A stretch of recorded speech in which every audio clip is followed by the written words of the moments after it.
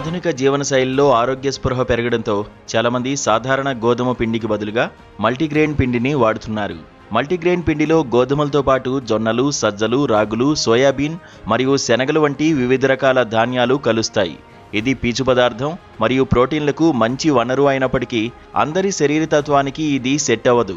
మీ శరీర అవసరాలకు అనుగుణంగా ధాన్యాలను ఎంచుకోవాలని నిపుణులు సూచిస్తున్నారు.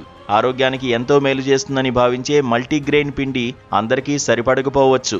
ఒక రకంగా ఇది అందరికీ అమృతం లాంటిది కాదు. కొన్ని ప్రత్యేక ఆరోగ్య సమస్యలు ఉన్నవారు దీన్ని తీసుకునే ముందు జాగ్రత్త వహించాలని నిపుణులు సూచిస్తున్నారు. లేదంటే కొన్ని సందర్భాల్లో ఇది ఆరోగ్యానికి మేలు కంటే కీడే ఎక్కువ చేయొచ్చు అంటున్నారు. ఎలాంటి వారు ఈ పిండిని తినకూడదో ఇక్కడ చూద్దాం.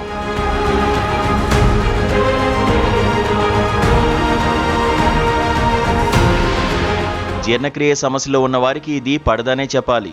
మల్టీగ్రెయిన్ పిండిలో ఫైబర్ చాలా ఎక్కువగా ఉంటుంది. జీర్ణశక్తి తక్కువగా ఉన్నవారు లేదా ఐబిఎస్ వంటి సమస్యలు ఉన్నవారు దీన్ని తింటే ఆహారం త్వరగా అరగదు. దీనివల్ల కడుపు నొప్పి, గ్యాస్, మలబద్ధకం వంటి సమస్యలు తలెత్తుతాయి. కిడ్నీ రోగులు, కిడ్నీ సమస్యలతో బాధపడేవారు తక్కువ పొటాషియం, ఫాస్ఫరస్ ఉన్న ఆహారాన్ని తీసుకోవాలి.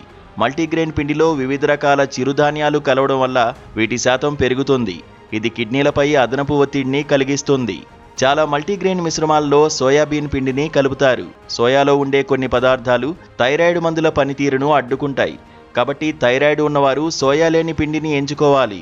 మార్కెట్లో దొరికే పిండిలో ఏ ధాన్యాలు ఏ నిష్పత్తిలో ఉన్నాయో స్పష్టంగా తెలియదు. గ్లూటెన్ పడని వారు లేదా కొన్ని రకాల ధాన్యాల పట్ల అలర్జీ ఉన్నవారు దీన్ని వాడడం వల్ల చర్మ సమస్యలు లేదా శ్వాస ఇబ్బందులు రావచ్చు. నిపుణుల సలహా: బయట దొరికే రెడీమేడ్ ప్యాకెట్ల కంటే ఇంటి వద్దే మీకు కావాల్సిన ధాన్యాలను తగిన నిష్పత్తిలో కలిపి పిండి పట్టించుకోవడం ఉత్తమం.